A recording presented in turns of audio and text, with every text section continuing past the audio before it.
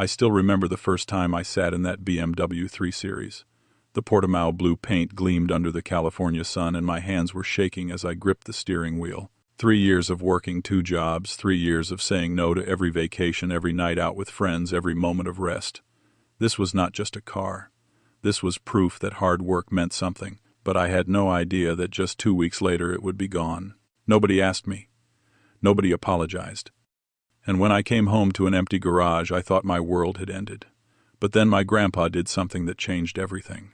Before we dive into what happened, I want to ask you something. Drop a comment below and let me know where you are watching from. If you have ever felt like your family did not respect what you worked for, hit that like button and subscribe. Because what I am about to share will show you what happens when someone finally stands up for what is right. Trust me, you will want to hear how this ends. When I was 12 years old, I saw a BMW for the first time. It belonged to our neighbor, Mr. Harris, a retired engineer who lived 3 houses down from us in our quiet neighborhood in San Jose. Every Sunday morning, he would wash that midnight blue sedan in his driveway. The sun would hit the paint just right, and it looked like liquid metal. I would stand on our porch watching him run the sponge over the hood with such care, and I felt something stir inside me. I wanted that. Not just the car, but what it represented. Success. Independence. The reward for doing things right. My grandpa Walter noticed me staring one day. He walked up beside me, hands in his pockets, and watched Mr. Harris for a moment. Then he turned to me and said something I would never forget. "You like that car, Daryl?" I nodded, unable to take my eyes off it. He smiled. "One day, if you work hard and stay honest, you will have one too. Maybe even better." I held onto those words like a promise. But my family was not the kind that had money for dreams like that. My dad died when I was 15. A truck driver, he was killed in an accident on Interstate 5 during a night shift. After that, it was just my mom, my little sister Jessica, and me. Mom worked at a grocery store, pulling double shifts just to keep the lights on. Jessica was 4 years younger than me, and because she was the baby of the family, she got away with everything. If she wanted something, Mom found a way to give it to her. I understood why. Mom was trying to make up for what we lost. But it meant I learned early on that if I wanted something, I had to get it myself. I worked through high school, bagging groceries, mowing lawns, anything I could find.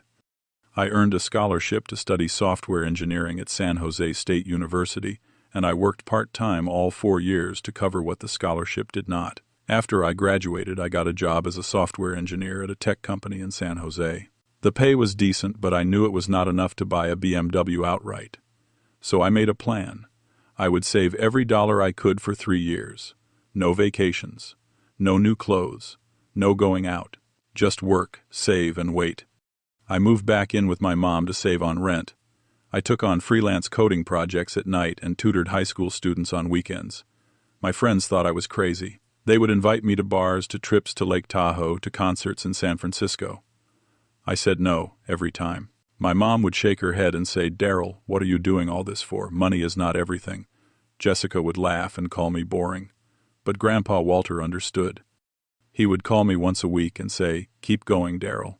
I am proud of you." For 3 years, I saved $2,000 a month. I tracked every penny in a spreadsheet. I ate at home. I drove my old Honda Accord until the engine sounded like a lawnmower. I watched my bank account grow, and every time I felt tired, I thought about that blue BMW in Mr. Harris's driveway. I thought about Grandpa's words. And I kept going. Then in June of 2024, I finally had enough. $32,000 for a down payment. I called Grandpa Walter and told him I was ready. He drove over from Monterey, and we went to the BMW dealership together. I picked out a 2023 3 Series in Portimao blue, the exact shade I had dreamed about since I was 12. When I signed the contract, my hand was shaking so hard I could barely write. Grandpa put his hand on my shoulder and said, "I knew you could do it." Driving home that day, I opened the sunroof and let the wind rush in. I played music softly on the sound system. I felt free. I felt proud. I felt like every sacrifice had been worth it. When I pulled into the driveway, Mom and Jessica were standing outside. I expected them to be happy. Instead, Mom just said "Congratulations" in a flat voice. Jessica looked at the car and shrugged.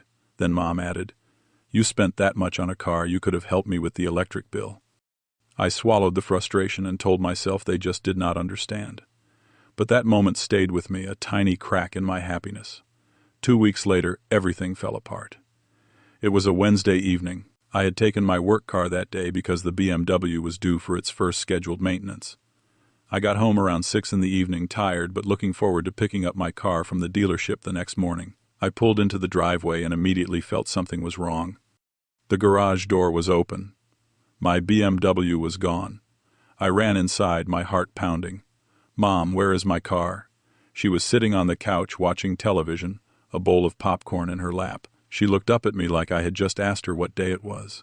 "Oh, your car, I let Jessica borrow it." I froze. "You what?" "I let Jessica borrow it. She needed a car for a job interview. Her Honda broke down yesterday." I could not believe what I was hearing. "You let her borrow it?" "Without asking me," Mom frowned. "Why would I need to ask you? It is just a car, Daryl. Jessica needed it. What is the big deal?" "The big deal is that it is my car. I bought it with my own money." Her face hardened. "What are you saying, that you cannot help your own sister? I raised you better than this. Do you know how hard I worked to give you and Jessica a good life? And now you cannot even share a car for one day." I felt like I had been punched in the stomach. I pulled out my phone and called Jessica. She answered on the third ring, laughing in the background. "What is up, big brother? Where are you? Bring my car back. Now." She laughed. "Relax.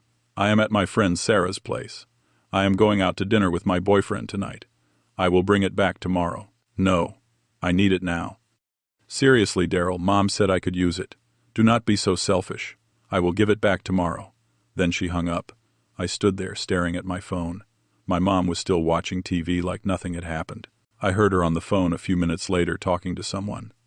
"Yeah, Daryl is being really weird about this car. He acts like it is some kind of treasure.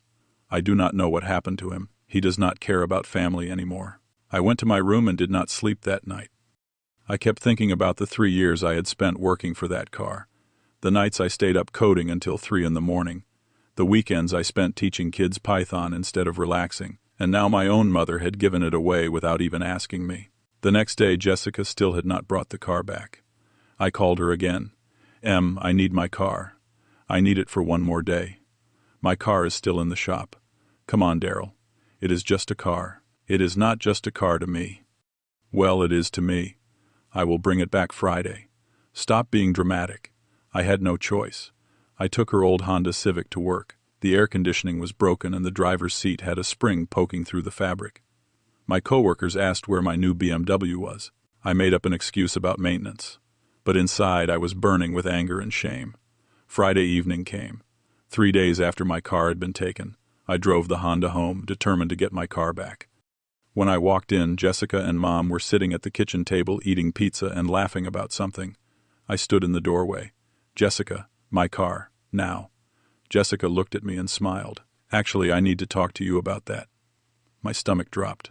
"Talk about what?" Mom cleared her throat. "Daryl, sit down. We need to discuss something." I did not sit.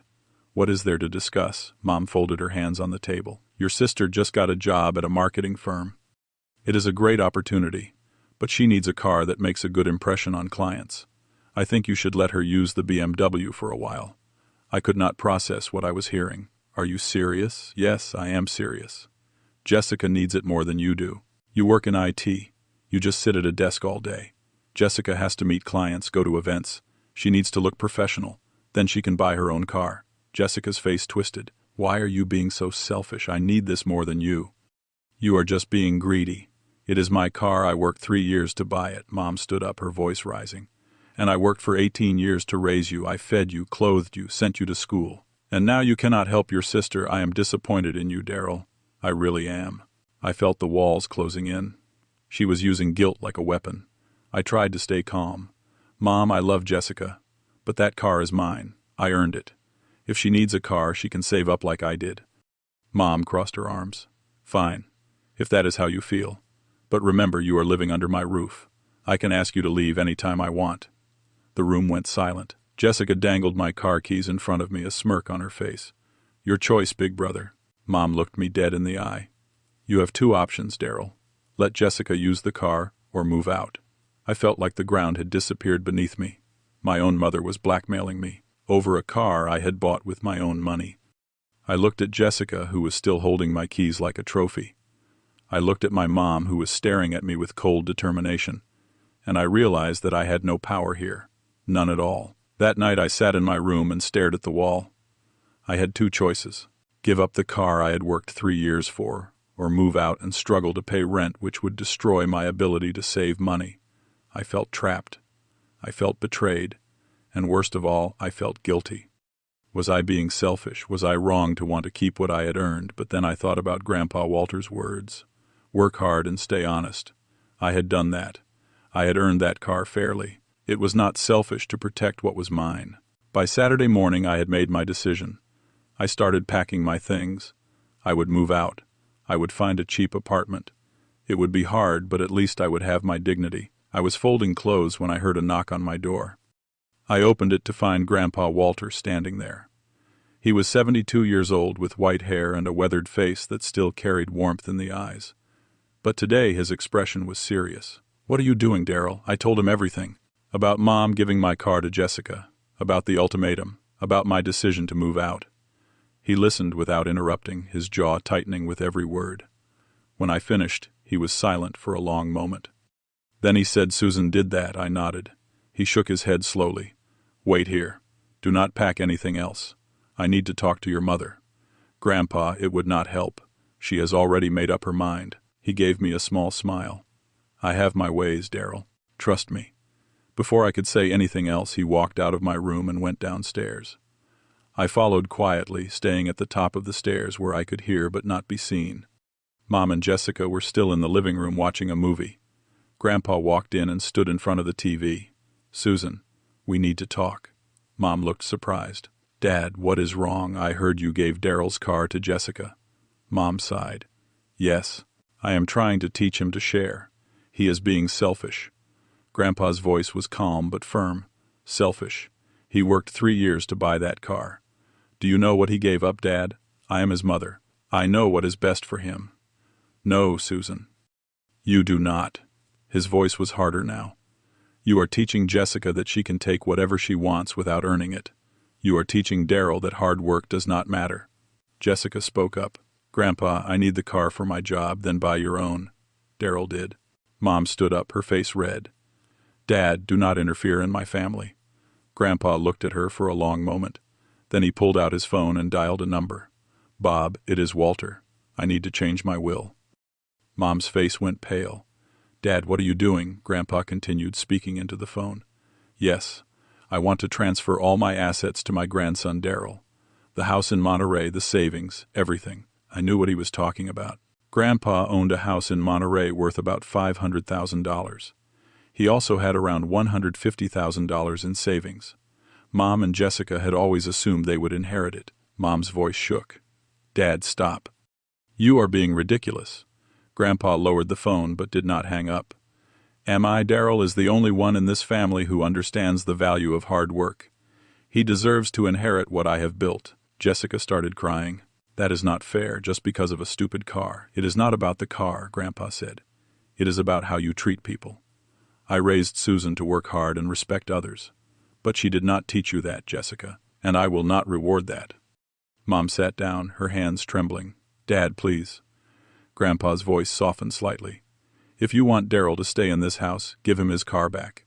Apologize. Treat him with the respect he deserves. Otherwise, I will invite him to live with me in Monterey, and I will leave nothing to you or Jessica." The room was silent except for Jessica's quiet sobbing.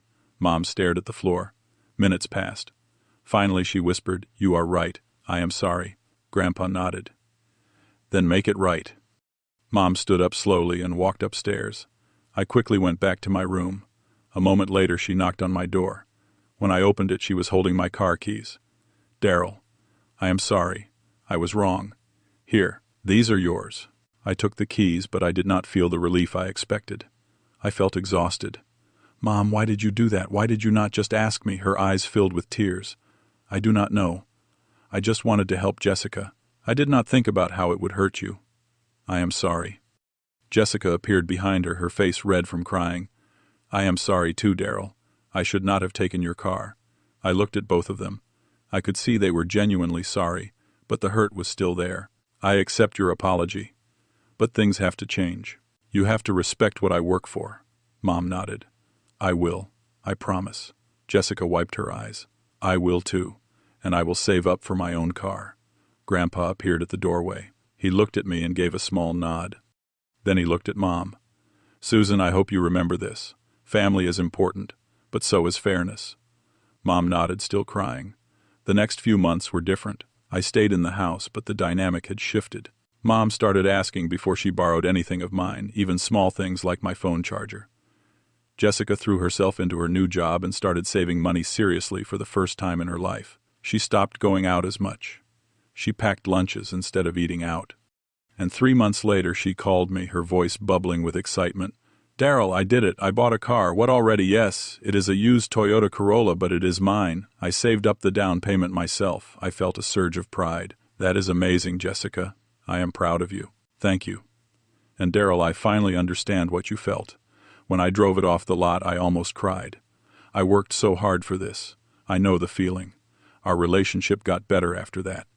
She was not the spoiled little sister anymore. She was growing up. One Sunday afternoon I drove to Monterey to visit Grandpa Walter.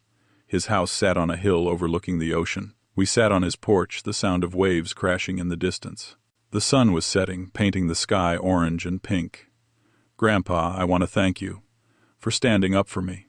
He shook his head. "I did not stand up for you, Daryl. I stood up for what was right. I was so afraid I was being selfish." "You were not. Selfish is taking what is not yours. You were just protecting what you earned." He paused, looking out at the ocean. "When I was your age, my family tried to take advantage of me too. I learned a hard lesson back then. Love does not mean letting people walk all over you. It means teaching them to be better." I nodded, letting his words sink in. "Did you really change your will?" He smiled. "I called my lawyer, but I did not change anything. I just needed your mother to understand what was at stake." I laughed. "You bluffed. Sometimes you have to. But I meant what I said. If she had not made things right, I would have changed it." We sat in silence for a while, watching the sun disappear below the horizon. I thought about everything that had happened. The betrayal, the anger, the resolution, and I realized something important. "Grandpa, I learned something through all of this. Setting boundaries is not selfish. It is necessary." He smiled. "Exactly. And family does not mean sacrificing everything. It means respecting each other. Now, you are getting it." I looked at the BMW parked in his driveway, the blue paint glowing in the fading light. It was more than just a car now. It was a symbol of something bigger. It represented the value of hard work, the importance of self-respect, and the courage to stand up for what was right. "Grandpa, what if you had not been there? What if I had just given in?" He turned to me, his eyes serious. "Then you would have learned the wrong lesson. You would have learned that your work does not matter, that you do not matter. And that is a lesson no one should learn." I felt a weight lift off my shoulders. For weeks I had been carrying guilt, wondering if I was wrong. But now I knew the truth. I was not wrong. I was just protecting what I had earned. And there was nothing selfish about that. Now when I drive my BMW, I do not just think about the 3 years I spent working for it. I think about Grandpa Walter standing in our living room, phone in hand, ready to fight for what was right. I think about Jessica finally understanding the value of earning something yourself. I think about Mom learning that love does not mean enabling bad behavior. Our family is different now. We are better. Mom and I have real conversations. Jessica and I are closer than we have ever been. And every Sunday I drive to Monterey to have lunch with Grandpa Walter. We sit on his porch, watch the ocean, and talk about life. Sometimes people need someone to stand up and tell the truth. Grandpa did that for me. He showed me that defending what you have worked for is not selfish. It is your right. He showed me that family should lift you up, not tear you down. And most importantly, he showed me that sometimes the people who love you most are the ones who will not let you settle for less than you deserve. If you are in a situation like mine, remember this. You have the right to protect what you have earned. You have the right to set boundaries. And you have the right to expect respect from the people who claim to love you. Do not let anyone make you feel guilty for standing up for yourself. And maybe, just maybe, you need someone like my grandpa to remind you of that. So here is my question for you. Have you ever had to stand up to your family to protect something you worked hard for? Drop your story in the comments below. I would love to hear it. And if this story resonated with you, hit that like button and subscribe so you do not miss more stories like this. Share this video with someone who needs to hear it. Maybe they are going through something similar and need to know they are not alone. Thank you for listening to my story. I hope it reminded you that you are worth fighting for. Take care of yourselves, respect your own hard work, and never be afraid to stand up for what is right. Until next time.